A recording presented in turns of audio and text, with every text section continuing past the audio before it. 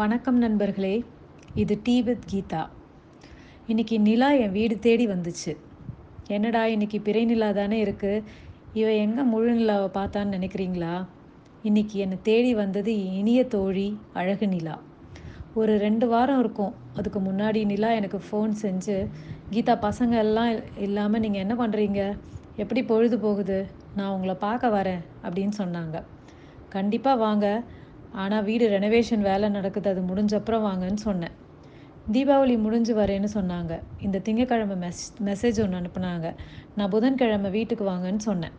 இன்றைக்கி புதன்கிழமை இல்லையா, நிலா வரேன்னு சொன்னதால் காலையிலே சீக்கிரமாக எழுந்திரிச்சிட்டேன். வாக்கிங் கூட போகலை. வேலையெல்லாம் சீக்கிரமாக முடிச்சுட்டு அவங்களோட டைம் ஸ்பெண்ட் பண்ணணும்னு ஆசையாக காத்துட்ருந்தேன். நிலாவும் வந்தாங்க. ஏன்னா ஒன்றா சேர்ந்து டீ குடித்தோம், மதியானம் சேர்ந்தே சாப்பிட்டோம், பேசிகிட்டே இருந்தோம். ஊர் கதை, உலகத்து கதை, கொரோனா கதை எல்லாம் பேசினோம். டைம் போனதே தெரியல. சாயங்காலம் வரையில் பேசிகிட்டே இருந்தோம். ரவியும் அப்பப்போ எங்களோட ஜாயின் பண்ணிக்கிட்டாங்க. நிலாவும் ரவியும் நிறைய புக்ஸ் படிக்கிறதால அறிவுபூர்வமாக நிறைய பேசிக்கிட்டாங்க.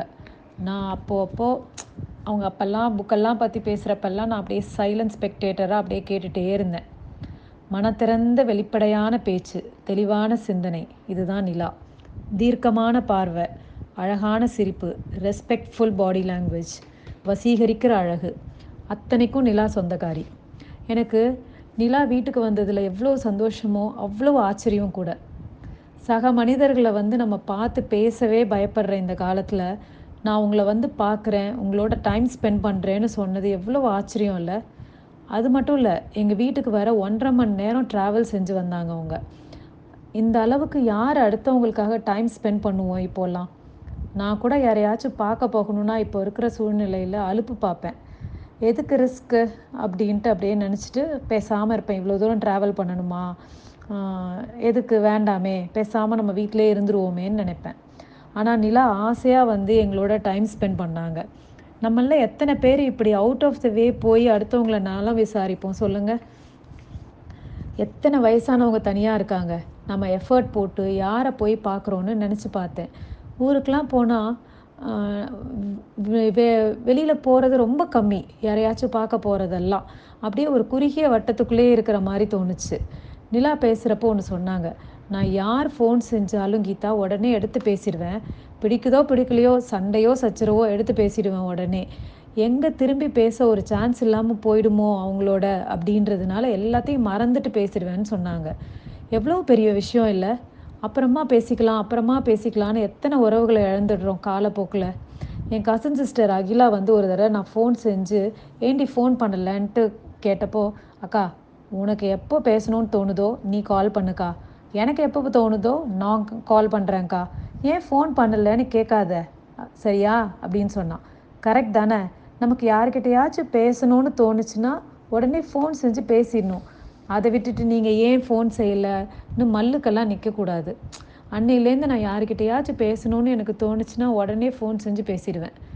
உறவுகள் வேணும்னு நினச்சா மனசில் மட்டும் நினச்சிட்டு இருந்தால் பத்தாது.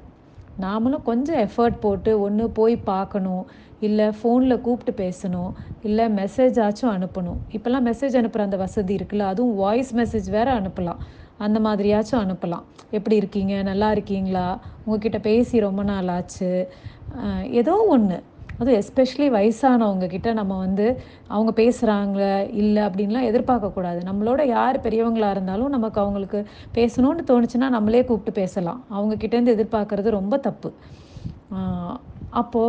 அப்போ தான் உறவெல்லாம் நீடிக்கும். மனசில் மட்டும் நினச்சிட்டே இருந்தால் அடுத்தவங்களுக்கு அது எப்படி தெரியாமே போயிடும்ல. வெளிப்படையாக ஏதாவது ஒரு வகையில் அன்பை வெளிப்படுத்தினா தான் உறவுகள் நீடிக்கும். இன்றைக்கி நிலா வீட்டுக்கு எங்கள் வீட்டுக்கு வந்தது, அதுவும் தீபாவளி பலகாரம் எல்லாம் எடுத்துகிட்டு அவ்வளோ தூரத்துலேருந்து எங்களோட அவ்வளோ டைம் ஸ்பெண்ட் பண்ணது எங்களுக்கு அவ்வளோ சந்தோஷம். எத்தனை வருஷங்கள் கழித்து நினச்சி பார்த்தாலும் இல்லை, அவங்க பேச்சில் இருந்த இனிமையும் அவங்க கொண்டு வந்த பலகாரத்தில் இருந்த சுவையும் மனசில் நிற்கும். உறவுகள் தொடரும். See you all tomorrow. Bye.